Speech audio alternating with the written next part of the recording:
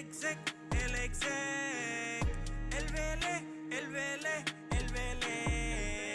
el fenómeno que todos quieren ser, el chamaquito que no pueden entender. How we doing, guys? Welcome to episode 156 of the Exec Talk Podcast. I'm your host of Les Wassan. Actually, that one. Happy Thanksgiving to everybody. I know I'm recording this on a Friday. I just wanted to let you guys let you guys enjoy yourselves with your family and everything, not having to watch an episode on Thanksgiving morning or anything like that. I also wanted to enjoy it with my family, enjoyed it. I hope everybody ate some turkey, stuffing, mashed potatoes, mac and cheese, pecan pie, pumpkin pie, whatever type of pie you guys like. Depending on the cultures that you're from. But I hope that you guys enjoyed it. You guys understand the importance of the holiday, being grateful for what you have and the people that are around you that love you. And we got some great football yesterday. In quotations, great football. And we have the champs playing today. We have a couple college football games that are meaningful, including Boise State is beating Oregon State right now, and Colorado was up 21-0 on Oklahoma State. Colorado needs some stuff to happen tomorrow with Iowa State, BYU, or Arizona State losing in order to help and then win out to then get to the championship because they lost that opportunity last losing to Arizona State. So, other than that, we talk about Blake Snell going to the Dodgers, signing a 5-year deal. Now we got that rotation, and somebody made MLB Network or MLB.com a mock-ation of what it looked like, and Yoshinobu #1, and that was interesting because they had Shohei in player, and they Yoshinobu, and then came Blake Snell, and then came Blake Snell, and then came Tony Gonsolin. There's a possibility that they still go get Roki Sasaki. It's not completely out of question. Do I believe they will now that they have Blake Snell and they just dished out some money? I mean, they always have money to go in group, but maybe not. Maybe they'll go to the Giants. Maybe they'll go to the Yankees. The other teams snooping around the Padres, we might go there. So we shall see. I should try to still sign them. It would be disgusting type rotation. 5 basically worthy starters would be incredible as a lineup that they have. But with Blake Snell, I think that really like anybody else was done, and they're gonna have everybody back. Bobby is gonna come back. Gavin Stone, Tony Gonsolin, Trevor May, Walker Buehler. Walker Buehler might walk in on the door. He might get traded. He's actually free agent. We'll see what happens with Walker. Maybe he'll go to the Yankees. But I think it's a big move for the Dodgers coming out World Series championship to just bolster that rotation with a 2-time Cy Young winner, to a rotation that has another Cy Young winner in it, another 3 Cy Young winners in it. If in any given year, Glasnow wins Cy Young, Yamamoto wins Cy Young, Shohei wins Cy Young. So Blake Snell, Shohei, Yamamoto, and Blake Snell and Glasnow. That's insane to me. That's incredible. Okay, so it's gonna be in and out. Quick day. We're gonna talk about Formula One. They're in Qatar. I believe they're having a sprint shootout right now, so I'll catch that later. And I'll talk about and we'll talk about it next episode. But they're at Qatar. Races at 11 a.m. on Monday. I believe McLaren's gonna try to make a push to get as much momentum going into next year as possible. Especially after the disappointment of Brazil not being able to finish ahead of Verstappen in Las Vegas, basically losing the championship. So these last 3 races, I think they're definitely gonna try to build for next year. Come in, maybe win these last 3 races. Maybe score really high points in the last races. Buckle down the Manufacturers Championship, which is in flux with Ferrari, and try to really set up for next year to be a battle with Red Bull, with possibly Ferrari and Mercedes for that championship. It's going to be the most open season. I mean, this year was extremely open. We had, I believe, 7 drivers that won multiple races. That's the first time ever that's happened. With Lando, George, I believe Lewis, Max, Leclerc, Sainz. Yeah, so that's pretty amazing. And still Max closed out the championship, not even getting to the last with 3 races to go. So I think McLaren's gonna really make a push at Qatar and at Abu Dhabi to really finish the year strong. Now, with what happened with Mercedes last week, depending on how Qatar is in setup, I don't foresee Mercedes being that quick again. Just because Las Vegas is a very unique layout, very speedy, not a lot of slow corners that drag down, and you have to have high downforce, a very slick track. So a lot of different variables was there for them to be successful. But I think Red Bull's going to come with a nice package. Qatar. I believe Ferrari's going to make a push for the manufacturer championship in these last 2 races. And I think McLaren wants to like really bolt that down, but it's really in flux right now. Lando and Oscar to try to distinguish themselves in qualifying. But then again, race pace is all about who manages tires the best, who has the best balance, who has the best set of tires. So basically, like who can get tires to temperature, the brakes temperature to maximize grip, and who is aggressive enough without crossing that line of stupidity when you're driving, which Max and Lewis are very, very well at doing. Lando's learning his way, and so is George. If you hear anything in the background, I'm just washing clothes. But yeah, I think it's gonna be a good race in Qatar. It's a good racetrack. So I'm very, very excited to see it on Sunday. All right, let's get to NCAA real quick. Go through everything that can run. Oregon State is losing to Boise State right now, 14-0. Ashton Genty has a touchdown. Colorado is beating Oklahoma State 21-0. Travis Hunter has an interception and a touchdown already in the first quarter. It's the start of the second quarter. It's a 4th and 1. Colorado at the 50. I'm guessing they're going for it most likely. Then we have Ole Miss, Mississippi State. That's an SEC matchup. Ole Miss can't get to. They can't get to the championship. Then at 7, Georgia Tech. Georgia needs to win that to keep their 91% college playoff bound prediction alive. And then tomorrow you have the game Michigan versus Ohio State, which is 19.5 point spread for Ohio State. I think that might be a disgusting blowout. And we just got breaking news. After I said it about 2 weeks ago, he's finally fired. Matt Eberflus has been he has reduced duties as head coach of the Chicago Bears. Thomas Brown has just been elevated to interim head coach. So it's coming, especially after we're going to get into what happened in the game at the end, and that's basically what probably caused the firing. They had a chance to win that game, and stupid clock management and no discipline at the end. Just the Chicago Bears just find another way to erroneously lose. They have Tennessee, and that should be a blowout. 11 points right for Tennessee. South Carolina, Clemson. Clemson can, I believe, still get to the ACC championship game if they win at South Carolina tomorrow. And now Illinois Northwestern. You got Penn State, Maryland. Penn State is 98% in to the playoffs right now. Notre Dame, USC. Notre Dame is like 95% in. Miami, Syracuse. Miami's like 90% in to the playoffs as it stands right now. They just have to win out. California, SMU can get in through the Big 12 championship. No, the ACC championship, because they're facing Louisville and stuff like Florida State. Yeah, the ACC championship against Miami, I believe it's going to be SMU-UM as of right now. Then you have Alabama, Auburn. Bama can't make it in no more. Arizona State has to win against Arizona if they want to keep Colorado out. Missouri versus Arkansas. You got Indiana versus Purdue. Indiana can still make it to the college football playoff. They're like at a 97%. They just have to win out. Oregon is undefeated. They're going against Washington in Eugene. I expect that to be a blowout. Texas A&M, Texas. That's basically the pinch point. Texas A&M can ruin Texas's like SEC. They'll still go to the SEC championship game, but I think their seeding would be different if they lose and Georgia wins. Although Texas has had a better showing against their schedule. Texas A&M has nothing to play for, but at the same time would like to like mess up Texas's 10-1 record. Kansas State, Iowa State. Iowa State has to win this. If they lose and Arizona or BYU lose, Colorado then has the inside track for the Big 12 championship. All they have to do is win out.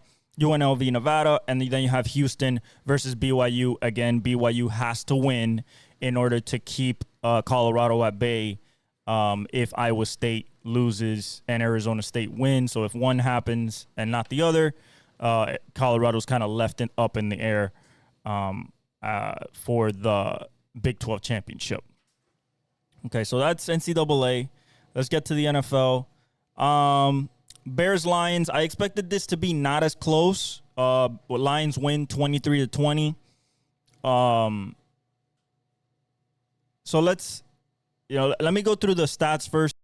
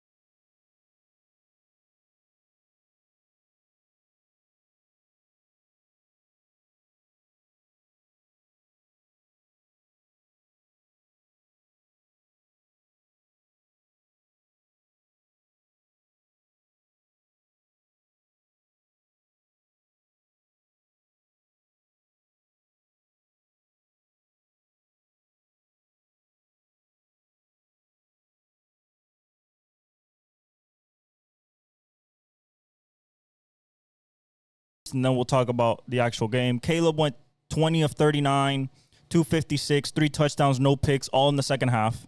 All the touchdowns were in the second half. In the first half, they couldn't do nothing. This was 17-0, I believe, in the first half. Let me tell you guys right now. This was, at halftime, this was 16-0.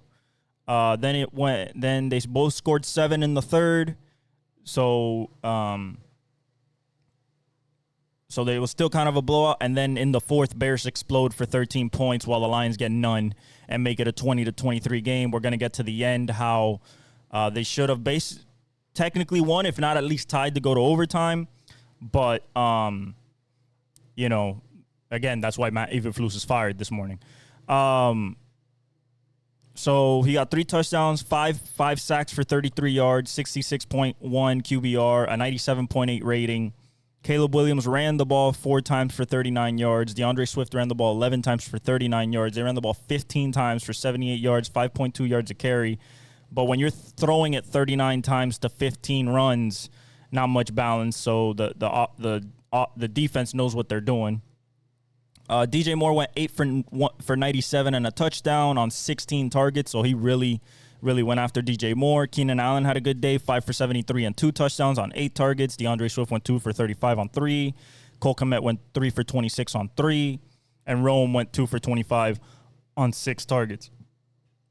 Javon Dexter, Sr., recovered a fumble.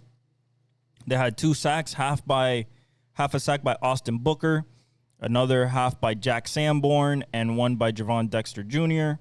No picks. And then you go to Detroit and you're expecting, they blew it up. No, it's 21 of 34, 221, 2 touchdowns for Jared Goff, 1 sack for 9 yards, 61.7 QBR, a 100.2 rating. David Montgomery went 21 for 88. Jameer went 9 for 87. They ran the ball 33 times for 194 yards, averaging 5.9 yards a carry. Threw the ball 33 times, so threw the ball 34 times to 33 runs. Beautiful balance there by Ben Johnson. Amon-Ra went 5 for 73 on 7 targets. Tim Patrick went 2 for 48 on 3 targets. David Montgomery 3 for 36 on 3 targets. J-Mo went 5 for 28 on 7 targets. Jahmyr Gibbs went 2 for 17 on 4 targets. And Sam Laporta went 3 for 6, but 2 touchdowns on 6 targets. So they're using them, I guess, in the red zone, not anywhere else. Jahmyr lost a fumble. Maurice Alexander fumbled, but they didn't lose it. I guess he recovered it. And then their defense got 5 sacks, but they got injured. Malcolm Rodriguez, add him to the IR list. He's done with an ACL tear, so he's done for the year. You got half a sack by Ezekiel Turner, a sack by Al-Qadin Muhammad. Zadarius Smith got a sack and a half, and 2 sacks by DJ Reader, the D tackle. No picks, almost a pick by Kirby Joseph, would have been his 8th to lead the league, but he's still stuck at 7. And like I said, this game basically came down to the Bears driving down in the 4th with, I want to say, somewhere in the realm of like 2 minutes, so around there, probably like a little bit more, closer to 3 when they got the ball. They got it at the 1, and they were driving, made it all the way to the red zone around like the 13-yard line, somewhere around the 14, 15-yard line. And that was off a penalty. That was a pass interference penalty on DJ Moore. On a 4th down, Caleb was doing some nice passes. They were doing something. They were always just hitting the crossing route, rubbing with Cole Kmet. But then Cole Kmet, the 3rd time they tried it, he ran into Terrion Arnold. Offensive pass interference, that pushes you back 10 yards. They get a hold. After that, puts them back another 10 yards. And then on 3rd down, they get sacked. Or on 2nd down, they get sacked. There's like 35 seconds left. They have a timeout. They don't take it. And then at like 4 seconds is when Caleb finally snaps the ball. Nothing happens. And game over, and that's how Matt Eberflus gets fired. I think it should have happened at the beginning of the season. I think that you should have given Caleb Williams a better coach, a better chance. Maybe Ben Johnson, maybe somebody like, maybe even Cliff Kingsbury, maybe Bill Belichick. But, yeah, Lions go to 11-1. Teams that are good find a way to win. They're still number one in the NFC. Bears are 4-8. Their season's over. It's time to start rebuilding. I would start. Eberflus is gone. You need an offensive-minded coach, so nobody plucks him. Kind of, like an Andy Reid, like a McVay, a KOC, a McDaniel. You need a offensive-minded coach that is all about Caleb. And then I suggest you start finding out ways to get Rome Odunze involved. You have not done it all year. This guy was picked number 9th overall. He's a hell of a target, and you haven't found a way to get him the ball. Your most targeted guy is DJ Moore and Cole Kmet, not even Keenan Allen, even though he's been hurt. DeAndre Swift should get more burn out of the backfield in past situations because he's dynamic. Just need a whole reboot on the offensive side of the ball. Completely throw away your offensive line. Get a new one. Pay some people for the offensive line, especially your interior. God, you guys are awful. You got interior. You got DJ Reader and Aleem McNeil just destroying you with no Aiden Hutchinson and a hobbled Zadarius Smith. So, Bears suck. Lions are rolling. Although close, the defense is sustaining a lot of heavy casualties. Now with no Malcolm Rodriguez, you got no Aiden Hutchinson. I mean, I have the whole list of people that are on IR for the Lions. It is extensive. Okay, we have Aiden Hutchinson, Alex Anzalone, which is their leading linebacker, John Kaminsky, another linebacker, Ennis Rakenstraw, the rookie cornerback, Ennis Rakenstraw Jr., Derek Barnes, another linebacker, Marcus Davenport, their D lineman, Iafatu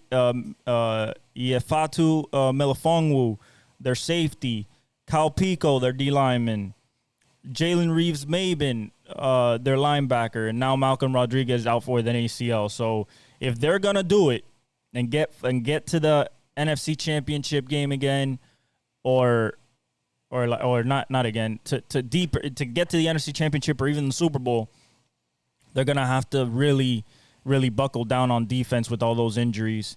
So yeah, good win for the Lions. Horrible loss for the Bears. Another, I think, 4 straight 1-score type of games for them, having the ball at the end, and you've missed a kick before, you got a kick blocked, now you have bad clock management. I mean, you find a way to lose because you're bad. Essentially bad coaching and just undisciplined, stupid penalties when you shouldn't do them.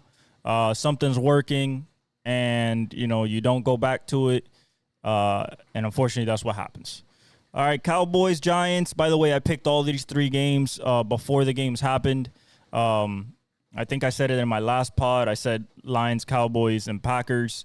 I just wasn't able to break them down, and I forgot that they were on Thursday, actually. So that was my bad. So I'm kind of retroactively telling you guys. But I had I had the winners of how they landed yesterday. The Cowboys won 27 to 20.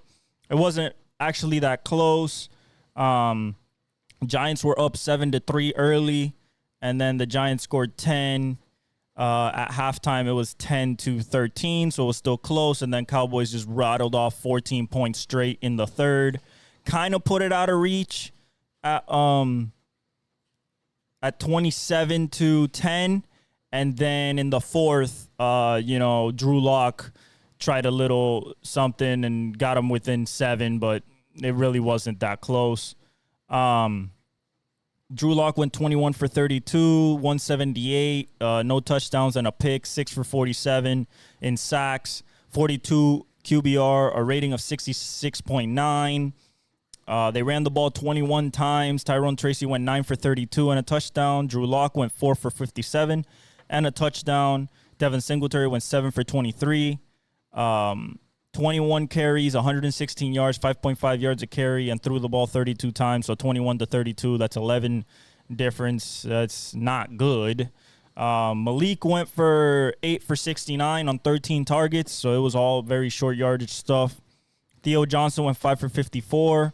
Tyrone Tracy went 2 for 33. Darius Slayton went 2 for 8 on 6 targets. Jalen Hyatt went 2 for 8 on 2 targets. Wan'Dale Robinson went 2 for 6 on 2 targets. Drew Lock had a fumble and lost it. Eric Gray had a fumble. Matthew Adams recovered that fumble. Their defense gave them no sacks. Dexter Lawrence is out for the season, essentially. He dislocated his elbow. They're doing more tests today, but it seems like he's done. It's a long-term injury. This team just sucks. This team just sucks in every way, shape, or form. I love their defense, but they can't do nothing. They can't stop a fucking nosebleed.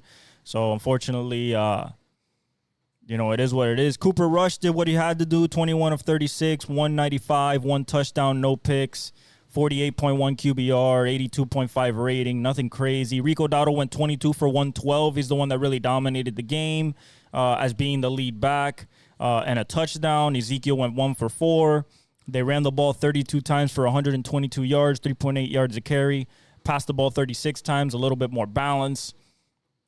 Rico was just kind of doing what he did in college, just bouncing off of tackles, using that low center of gravity and running through tackles. Kavontae Turpin went 4 for 53 in the air, was the leading receiver on 5 targets. Jalen Tolbert went 2 for 41 on 4 targets. CeeDee Lamb went 2 for 39 on 6 targets. Schoonmaker went 5 for 33 on 6 targets. Brandon Cooks went 3 for 16 and a touchdown on 7 targets in his first game back from injury. Cooper Rush fumbled. Kavontae Turpin fumbled and recovered. Cooper Rush recovered, and Demarion Overshown batted a ball up, caught it, and ran it into the end zone off of Drew Lock in the second quarter, I believe. Their defense gave them 6 sacks. Eric Kendricks, first game back, he got a sack. Donovan Wilson got a sack on a blitz. Osa Odigizua got a sack. Micah got a sack and a half, and Mozzie Smith got half a sack, and Carl Lawson got a sack.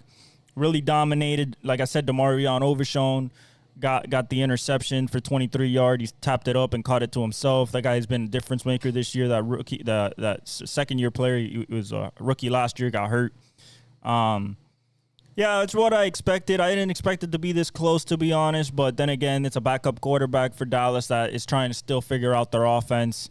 Their defense really came to play. Just a big point at the end, really. So 27-20. I thought it was going to be a little bit more than that, but Cowboys will win. Packers Dolphins, I thought the Packers were going to win. It was like 1-2-3 off. We're 0-6 in below freeze games.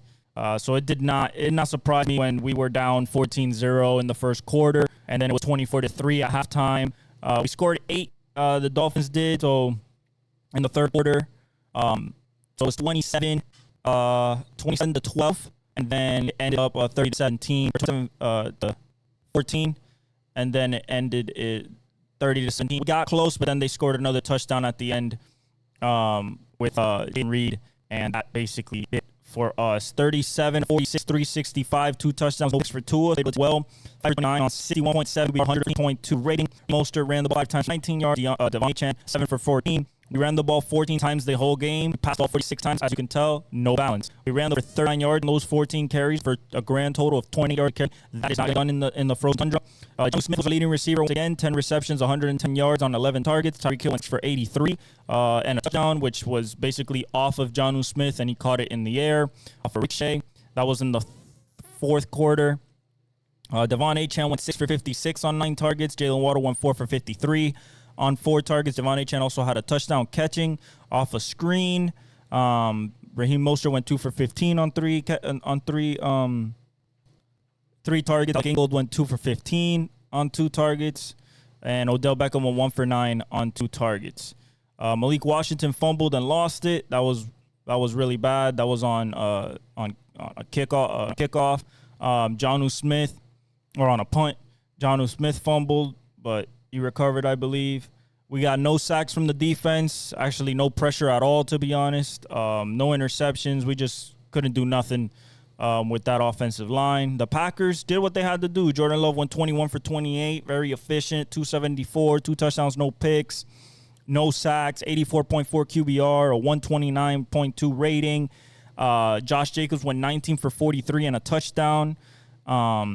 Chris Brooks went 3 for 28.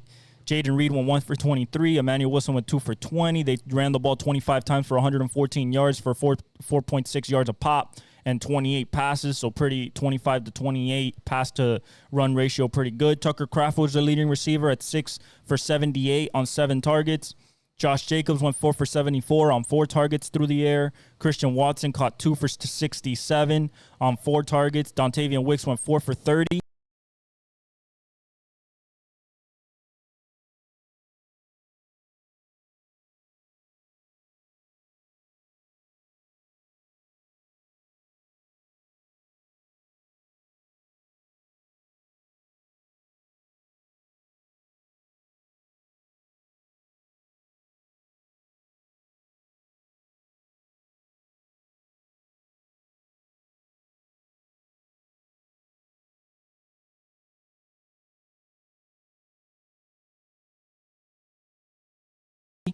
On 5 targets, Jaden Reed went 3 for 24 and 2 touchdowns on 6 targets, and Chris Brooks went 2 for 1 on 2 targets.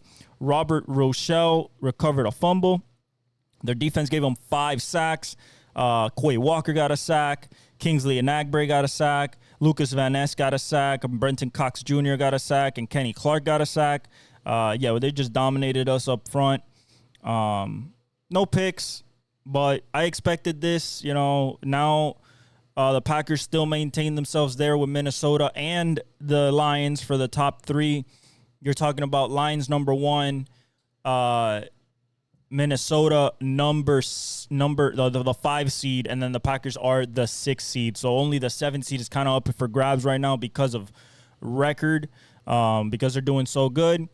So the NFC North possibly going to have 3 playoff teams in the mix. As for Miami, with this loss, Buffalo Bills need the win on Sunday, and they lock down the division. Like I said, this division was over like 5 games ago, and now they're finally going to clinch it. Just very predictable. We couldn't do much. We couldn't throw the ball downfield. We couldn't run the ball. A lot of screens, a lot of slants, a lot of Jonnu Smith, not a lot of Tyreek, not a lot of Jalen Waddle. They really put the cap on the defense player, cover 2, and a bunch of zone, just rallying and tackling, and we couldn't do much, basically, even though the numbers say otherwise. All right, for Sunday, we got Colts-Patriots. I got the Colts in that game. Let me actually write this down. Well, first of all, we have the Chiefs versus the Raiders today. I got the Chiefs. They're at home. Black Friday. I just think that they're just going to show out. Maybe Kelsey has a big game, possibly Xavier Worthy. Isaiah Pacheco, I believe, is playing today, so maybe they feed him a lot and showcase him, get him back running in the offense to get that offense really rolling again, getting such a big piece back for their last 2 championships.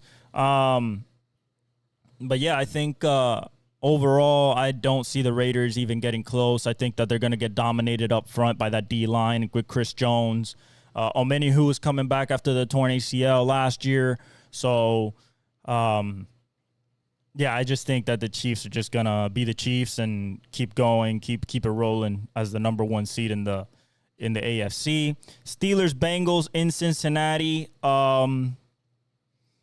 Listen, man. I think Cincinnati can win this game, but at the same time, like, this Steelers defense is insane. So I'm gonna roll with the Steelers, although I really like this Cincy offense with T. Higgins and Jamar Chase. Chase Brown has been running the ball pretty well. And Joe Burrow's been playing at a high level, leading the league in passing yards. But that Steelers defense with TJ Watt, with you got too much. You just got too much inside. You have too much outside with Alex Highsmith and Herbig, and now Preston Smith. You got Joey Porter Jr., Minka Fitzpatrick. I just think you got a little too much on the defensive side for the Bengals to sustain drives. As for the Steelers, it's probably going to be another close game. Defensive, probably take advantage of a turnover or 2, getting short fields. I don't know if they'll get into the end zone, but I think Trey Hendrickson has a possibility to get a couple sacks tomorrow, or not tomorrow, on Sunday. But I'm still going with the Steelers, probably on a Russell Wilson moonball to George Pickens or Mike Williams and win by 3 or something like that. Classic Steeler football. Chargers, Falcons, I'm going with the Chargers there, even though it's in Atlanta and the Falcons need to win because they have the Tampa Bay Bucks on their heels for the NFC South. But I think the Chargers want to come back from that loss to the Ravens at home on Monday night and really show that they're still in the wild card hunt and try to keep up as well with the Broncos. Because if they lose, then the Broncos are right there with them. So I'm going to go with the Chargers there and Justin Herbert. It's a 1 point spread for the Chargers on the road. No J.K. Dobbins, so they're going to have to figure out in the backfield. But other than that, I think the Chargers have enough on the defensive side of the ball with Joey Bosa, Derwin James Jr., Asante Samuel Jr., and everything they got on the defensive side of the ball, as well as I just think Herbert's better than Kirk Cousins at this point. Now, the two evening factors might be Bijan and Kyle Pitts, Drake London, Darnell. I don't know if he's going to play, but I still think the Chargers have a good enough defense and will figure it out on offense with Ladd McConkey. Quentin Johnston will have a better game, and Will Dissly, and possibly some Palmer in there, some Josh Palmer. And figure out a way to win this game. Then you got Seahawks, Jets. I got the Seahawks. I don't think the Jets are going anywhere, to be honest. They're not going anywhere, period. But I'm just saying, I think the Seahawks, knowing that they're number one in the NFC West right now, seeing that they have an opportunity to win the division for the first time in a long time since the Russell Wilson era, I think that they are going to come up, button up, and really try to put it on the Jets. I don't think it's going to be a blowout. If I look at both teams defensively and offensively, there's different arguments for each. On the defensive side, you have Jermaine Johnson and Quinnen Williams and Quincy Williams, as well as Will McDonald the fourth, and Sauce, DJ Reed. But on the other side, you also have Devon Witherspoon. You have Reek Woolen. They got the rookie from Texas that his name escapes me right now. And they have a pretty good O-line, D-line, and they can run the ball with KJ, with Walker. And I think Geno has been passing the ball well. They're going to hit DK maybe for a little bit. Jackson Smith and Jigba has been a problem for the last few weeks. So we'll see how they navigate Tyler, DK, and Jackson Smith and Jigba. But I'm going to go Seahawks here, although I can see the Jets winning just because, they like to play spoiler and they have Aaron Rodgers. So out of nowhere, I could see that happening, even though Aaron Rodgers might be benched.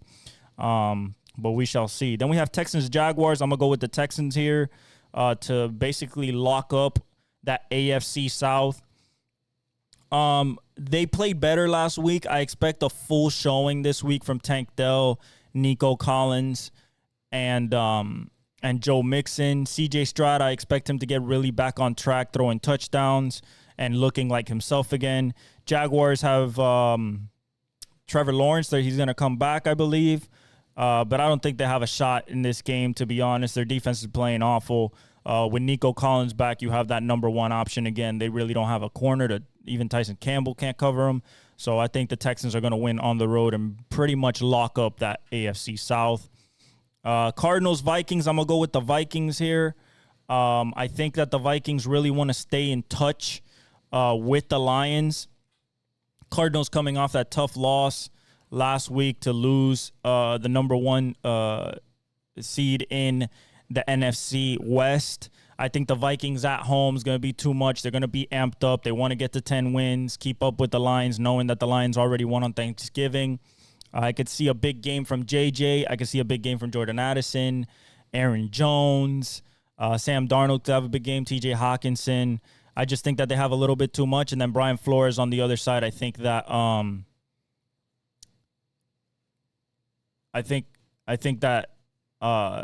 Brian Flores will have that defense playing really, really well. And I don't think the Cardinals just have enough unless, James Conner just starts running the ball all over the place and then giving Kyler time to find Marvin Harrison Jr. and McBride on those crossers and, deep outs and stuff like that. But I think the Vikings got this. Titans Commanders, I got the Commanders here. I think that they get back on track from the slide that they've been on. I think that Jaden Daniels gets back to his old self a little bit. I possibly has been hurt, nursing a shoulder the whole season. We don't know. But since he got hurt that one time, he just hasn't looked the same. He hasn't run the same. But I think that Terry McLaurin has a good game here. Titans have a sneaky good defense, especially against the run. But I think that this Commanders offense really wants to get back on track. Will Levis has been playing decently well with Westbrook Akine and Calvin Ridley, but I think that Commanders are going to come to play. Dan Quinn's going to have them buttoned up, and they really want to get this playoff spot in the NFC East. So they're the 7th seed right now, and they want to stay there. So I got Commanders here. Buccaneers Panthers. We're going with the Bucs, even though the Panthers have been playing well the last few weeks. I think that Baker smells blood in the water. He has Mike Evans back. Knowing that Atlanta has a tough matchup versus the Vikings against the Chargers, knowing that if they lose and they win, then they're both 6-6, and it would lead down to a tie break at the end of the season. I think they have to play one more time. I'm not sure. But the Panthers been playing well. Bryce Young has been playing well. I would like to see Xavier Legette get a little bit more burn as Bryce Young's favorite target. But right now it's David Moore. But I think the Bucs, even on the road, I think that they got this. They're going to run the ball pretty well with Bucky Irvin, Sean Tucker, and Rashad White. Mike Evans is there. Sterling Shepard is kind of like a safety blanket. Cade Otton, of course, has been the safety blanket for Baker all season when everybody's been down. But I got the Bucs here, and Vita Vea is probably going to stop that running game. But let's see if we see Jonathan Brooks this game, but especially with no Jatavion Sanders as well. I think it's too much for the Panthers. Rams Saints, I'm going to go with the Rams. I think that they feel the heat of possibly missing out on the playoffs with what happened last week. So I'm going to go with the Rams on the road. I think, Stafford is the better quarterback. They have Puka. They have Cooper. They have Williams. This defensive line, it can play really, really well. And, of course, the Saints are banged up at wide receiver all over the place. So I got the Rams in this one. Rams are 2.5-point favorites right now. All right, big game. To basically, if the Steelers lose and the Ravens win this game, it gets a little bit closer, a little bit tighter, because then one will be 9-4, the other one will be 8-4. So we have Eagles-Ravens at Baltimore, and I'm going to be honest with you guys. This is Saquon versus Derrick Henry. That is literally what this is going to be. Some people might say it's Jalen Hurts versus Lamar. Some people might say it's A.J. Brown versus Zay Flowers. No, I think this is definitely Saquon Barkley versus Derrick Henry, fighting for not only the AP Offensive Player of the Year, but I also think possibly some MVP votes. I think Lamar could really cement himself as an MVP in this game if he has a great showing, over 300 yards, 70% completion percentage, 3 touchdowns, no picks. They win, and they show that they're dominant. Baltimore's a 3-point favorite right now because it's at home, so that's basically the hometown discount. I'm going to go with the Ravens. I believe that they are the more complete team is actually Eagles. So if you think about offensively and defensively, I think Smitty's playing. The Ravens have given up way too much in the passing game, but I think they're going to come buttoned up for this game. I like the Eagles, but I'm going with the Ravens just because Baltimore is at home.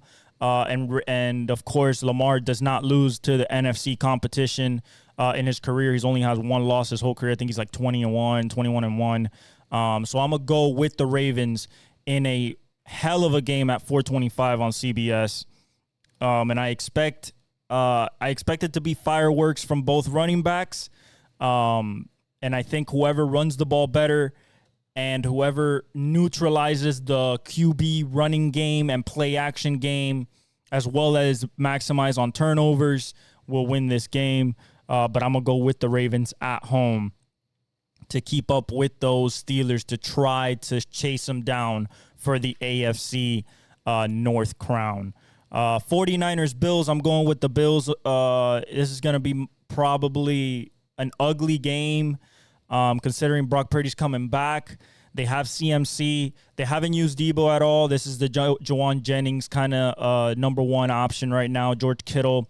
I don't know if Trent might be playing, but overall, I think the Bills are very, very well equipped for this game. They're at home. It's going to be cold. Buffalo's a 7-point favorite. 49ers really have no way of really stopping Josh Allen when the offense gets rolling. The only thing that they can hope for is that James Cook doesn't run the ball well, and they can focus more on the play action and on the passing game. I think Khalil Shakir will have a good game. Dalton Kincaid, if they can find him, will have a good game. Coleman might come back this week. I'm not really sure. Let me check the injury report here. If they're actually, let's see here. Chris Conley, let's see, for Buffalo. Keon Coleman is questionable, so he's coming back. Kincaid is out. And Matt Milano, of course, he's on IR. He's done. So Coleman's back, but no Kincaid. And then Chris Conley for the San Francisco 49ers is going to play. Brock Purdy's going to play. Renardo Green, the rookie cornerback, he's going to play. And Jacob Cowing, the rookie receiver, is going to play. Yeah, I think Dre Greenlaw might play as well. He's off a pup, slated to play as well. But I'm going to go with the Bills here at home in the cold. I just don't see any way 49ers can, really keep up with this team once it gets rolling. And then Monday, we have Broncos-Browns. I'm going with the Broncos. I believe that they have a hell of a defense in order to keep up with the Jerry Jeudy. Not the Jerry Jeudy. With the Jerry Jeudy and Nick Chubb. They have a good run defense. They have a good pass defense with Pat Surtain and Moss on the other side, as well as good safeties. So I'm going to go with the Broncos. They have to keep up in order to stay in the standings. Right now, they are, if we go look at the playoffs, right now they are the 7th seed in the AFC. They have a little cushion over Indiana, but they don't over Indianapolis, the Colts. But they want if the Chargers were to lose to the Falcons and they win, they go to 8-5. They would go into the 6th seed. Baltimore wants to go to 9-4, while they're hoping Pittsburgh loses, so they're tied at the top of the AFC North. Buffalo's done. KC is basically almost wrapped it up, but they just need one more loss from the Chargers in order to wrap the division up, because then they can't catch up. But yeah, I got the Broncos. I think Bo Nix has been playing well. Sean Payton's gonna have them playing well. It's in Denver. It's going to be cold. Not that worries me about Cleveland at all, because they're a cold city.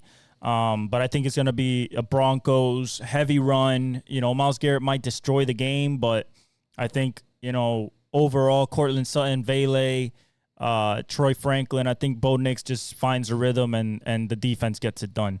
So KC, KC are the number 1 seed. If they keep winning, they should be able to close it down even if Buffalo wins out. You have Pittsburgh at 3. You have Houston at 4, which need to win because not for their division necessarily. Because if you look at the divisions, you got Houston. Houston's 7-5, and Indianapolis is 5-7. So they're really not going to get touched, but they should build some confidence for the playoffs. KC is basically 3 games ahead of the Chargers, so maybe 2 more wins for KC, and they lock down the number 1 seed.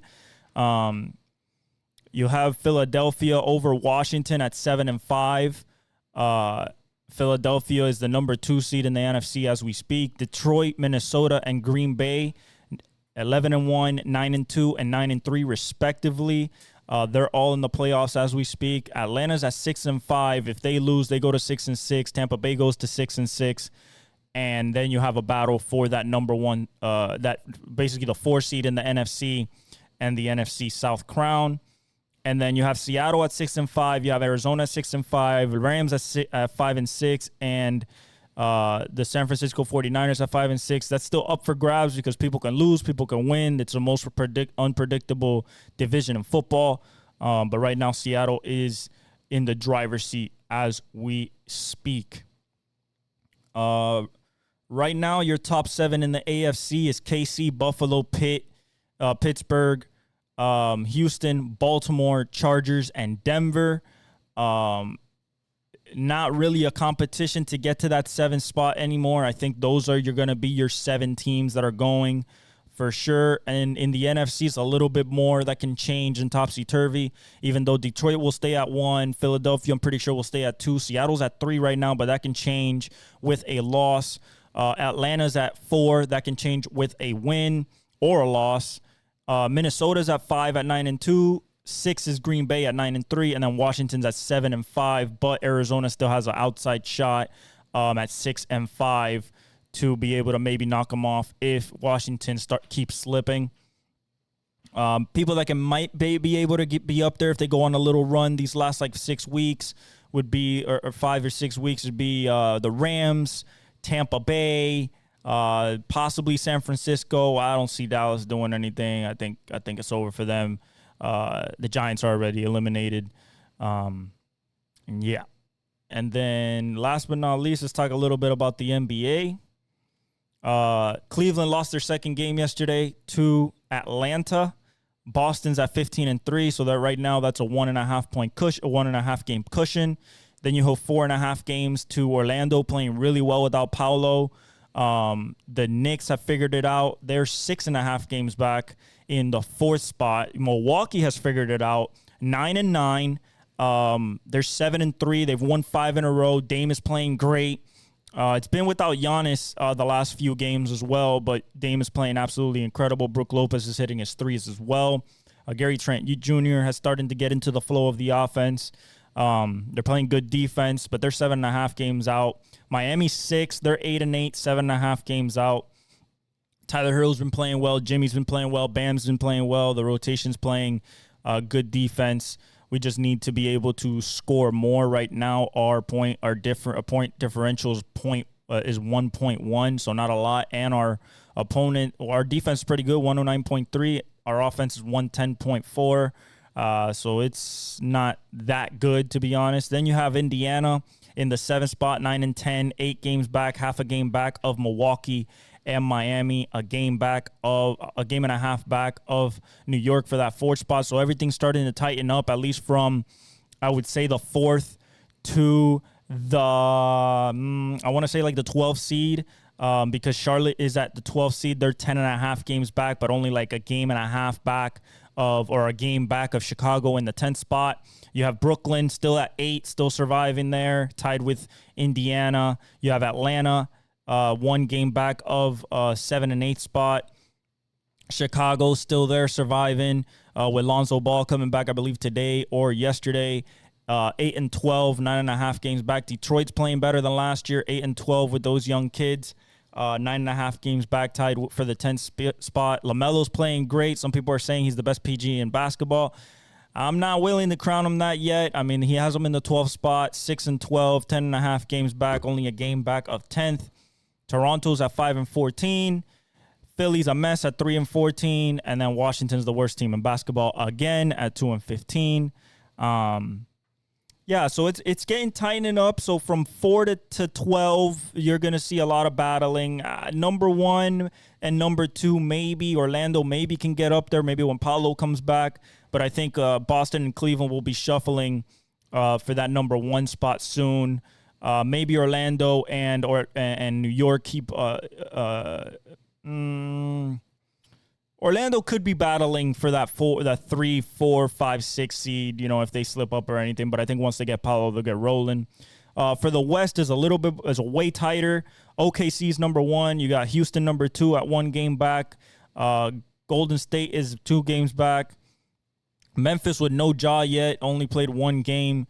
They're 2.5 games back. They're playing great defense and great complementary basketball. The Lakers are getting led by AD, LeBron, and Dalton Connect. They're 11-7, 3 games back of number 1. Clippers surprisingly in the top 6 with just Harden dropped 47-7 yesterday. 12-8. They're 3 games back as well. Denver's 3.5 games back in the 7th spot. Dallas recovered. They're 3.5 games back in the 8th spot.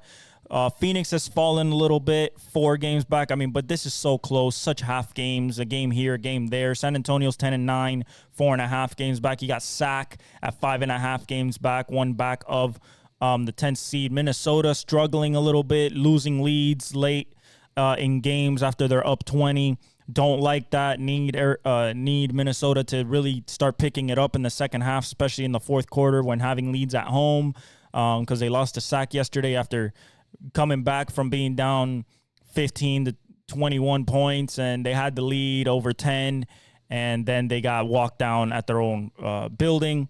Portland's at 7-12, playing with the kids, Scoot, Shaden, and Anthony Simons, just figuring that out. Utah's at 4-14. Keontae George is starting to become a force little by little. And then New Orleans with their, DeJounte Murray came back.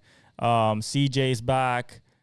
Trey Murphy's back, but they have to get Zion back. I don't think they're going to do that anytime soon. Possible trade coming for Zion. We never know because of his injury history at this point. I don't know if they want to move on from him and start over. But they're 4-15 and 10.5 games back. As for the stats, like I said, AD has been killing it. Giannis is still at 32.4 points a game. LaMelo's at 31.1, second in the league. Jokic at 29.7. Shai Gilgeous-Alexander getting back up to his standard at 29.5. Still needs to bump that up a little bit. AD's at 29.2. Assist 12.5 by Trae Young, so he bumped it up a little bit from last week. He was at 11.7. He just dropped a 22-dimer yesterday. Nikola Jokic at 10.6. LeBron at 9.3. Cade Cunningham at 8.9. Tyrese Halliburton at 8.8. Anthony Edwards is almost averaging 5 threes made a game. LaMelo's at 4.7. They're both at 4.7. 4.3 is Curry. Tyler Hero's at 4.1. Jason Tatum is at 4. Defensive leaders, you got Jokic in 13.1 rebounds, Sabonis at 12.8, Cat is at 12.7, Zubac at 12.6, Jakob Poeltl's at 12, so a lot of rebounding in those top 5. Blocks is not even close. Victor's at 3.6. Brook Lopez is the next closest at 2.3. Then you got Donovan Clingan at 2.2, Miles Turner at 2.1, Anthony Davis at 1.9, and then Dyson Daniels also running away with the steals crown at 3.1 a game. J-Dub is at 2.2. Tari Eason's at 2. Jordan Poole's at 1.9. And Franz Wagner at 1.9. That's it for basketball. The last games of the NBA Cup qualifying is today. You have in Group A, Orlando is number 1, 2-0, as well as with the Knicks. They're 2-0. So they're probably going to be the ones coming out of the Eastern Group A. They're both 2-0. They need 2 more games, so they haven't played their third or fourth. Milwaukee's 3-0.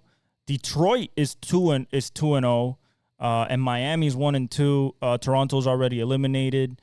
Indiana's not eliminated yet, but they're 0-2 as well. So I think Milwaukee's going to make it out of there. Chicago, surprisingly, is 2-1. And Cleveland's at 1-1. I thought Cleveland or Boston would win this group, but right now it's Chicago. Even though there's 3 tied at the top: Chicago, Atlanta, Boston, and then Cleveland 4th. Washington's already eliminated. Houston already clinched 3-0 in Group A of the Western Conference. The Clippers at 1-5. A 1-1. Portland's at 1-1. Minnesota at 1-2. That's surprising. Sac is at 0-2. Group B, Phoenix at 2-1, Lakers at 2-1, San Antonio at 2-1, and OKC 1-1. We'll see if that changes. Utah's eliminated. Golden State already clinched 3.30. Dallas is at 2-1. New Orleans already eliminated at 1-2. Denver's at 1-2, and Memphis is at 0-2. So we'll see what happens in the NBA Cup when all the stuff settles, and we'll see who gets through. Other than that, thank you for joining me in episode 156 of the Exec Talk Podcast. I am your host, El Velez. I love you guys. God bless. Happy Thanksgiving. And I leave you with the outro.